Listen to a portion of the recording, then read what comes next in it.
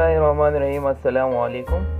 Welcome to my YouTube हमारा health care channel पर सब दोस्तों को खुशामदीद करता हूँ। आज एक नई वीडियो के साथ हाजिर हूँ। आज का हमारा टॉपिक है ग्लिसरीन सपोजिटरी। आज हम इस वीडियो में डिस्कस करेंगे ग्लिसरीन सपोजिटरी के यूजेस के बारे में, इसकी कंपोजिशन के बारे में, इसके प्राइस के बारे में। तो मुकम्मल डिटेल के लिए ज़रूरी है कि आप वीडियो को पूरी देखें ताकि वीडियो आपको आसानी से समझ आए।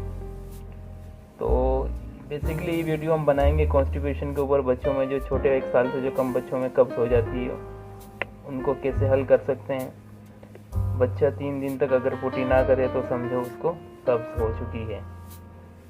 तो ये ग्लिसरीन सपोजिटरी है, बहुत अच्छे इफेक्टिव रिजल्ट हैं इसके। सबसे पहले अगर हम इसकी बात कर रहे हैं, for the treatment of chronic constipation and help in the achievement of from and the comfortable evacuation.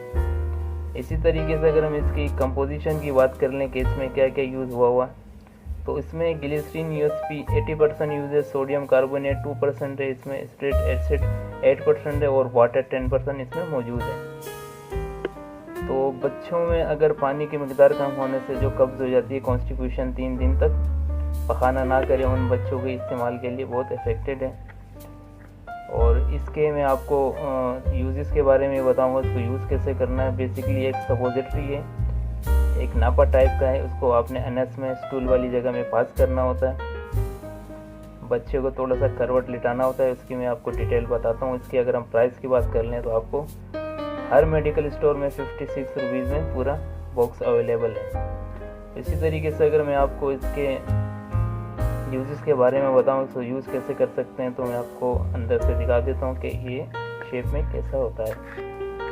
तो ये एक ग्लिसरीन सपोजिटरी है चिल्ड्रन के लिए। 1 साल से कम बच्चों को पेट में गैस वगैरह की वजह से, कब्ज़ की वजह से पखाना सख्त हो जाता है, उसकी वजह से स्टूल पास नहीं होता है, तो ये हम ग्लिसरीन सपोजिटरी यूज़ करते हैं तो बहुत इफेक्टिव रिजल्ट है। और इसके अगर हम यूज़ के बारे में बात कर लें कि इसको यूज़ कैसे करना है, इसको आपने जब इस्तेमाल करना हो तो दस्ताने पहनना ज़रूरी है ताकि कोई भी बैक्टीरिया वगैरह इसके साथ अंदर नहीं चला जाए।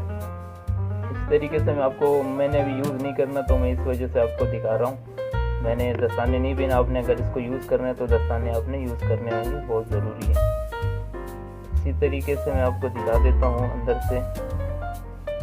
बेसिकली ये एक नापा टाइप है, ये देखेंगे बच्चे को आपने करवट करना है और स्टूल वाली जगह में आपने पास करना है। बहुत आसान है, बच्चे को करवट टाइप पे लिटाना है और स्टूल वाली जगह पे आपने इसको पास करना है।